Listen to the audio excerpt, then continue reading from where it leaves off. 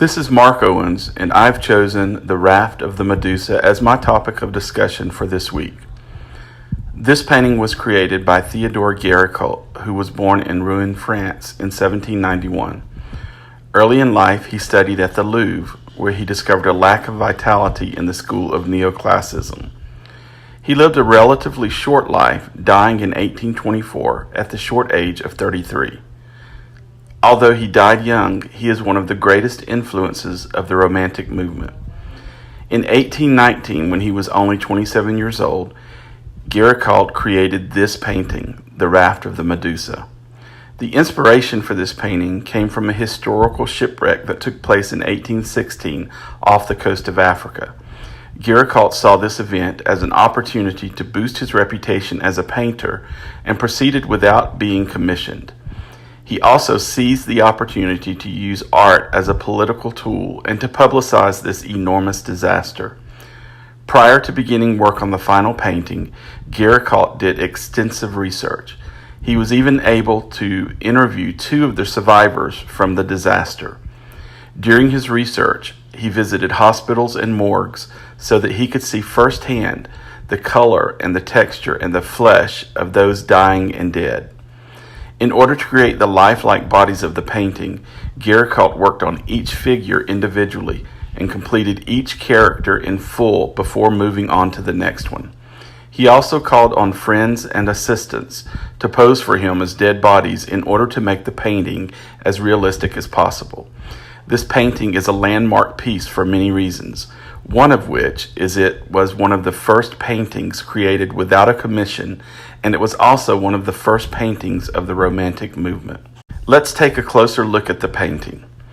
When I first look at this painting, my eyes are automatically drawn to the center, where you see a group of people who are apparently desperately reaching upward for help.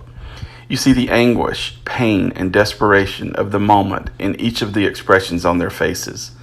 Next, I'm drawn to the lower left corner of the painting, where we find the bodies of what appear to be several dead people who have perished from hunger, sickness, and possibly even at the hands of those around them. The one live soul is seen holding on to a body as if to keep it aboard the raft and avoid it being pulled into the deep, dark, murky waters around them and lost forever. I see hopelessness and weariness in the face of this man, and it's apparent that he has not yet seen what those at the top of the picture have seen. This leads me to the next portion of the painting that my eyes gravitate to.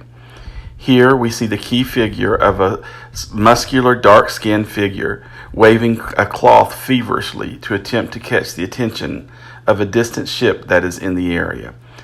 I find it very interesting that Géricault painted the ship so tiny, so much so that I didn't even see it until I enlarged the picture.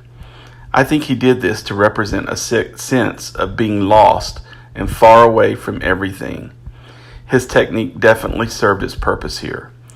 One last interesting figure in this painting is barely noticeable.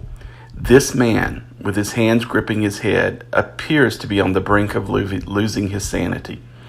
I imagine him playing the events of the recent past over and over and over in his head.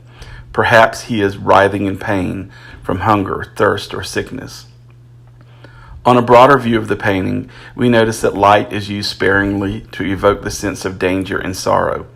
According to Wikipedia, the pictorial composition of the painting is constructed upon two pyramidal structures, as seen here in this figure. Even Géricault's choice of colors emit a sense of tragedy and pain. Dark grays, dark blues, and browns. Intense chiaroscuro and a use of tenebrism create a dramatic background against which the survivors stand out as a stark testament to humanity. My interpretation of the Raft of Medusa is just that, man's ability to endure hardship and overcome obstacles.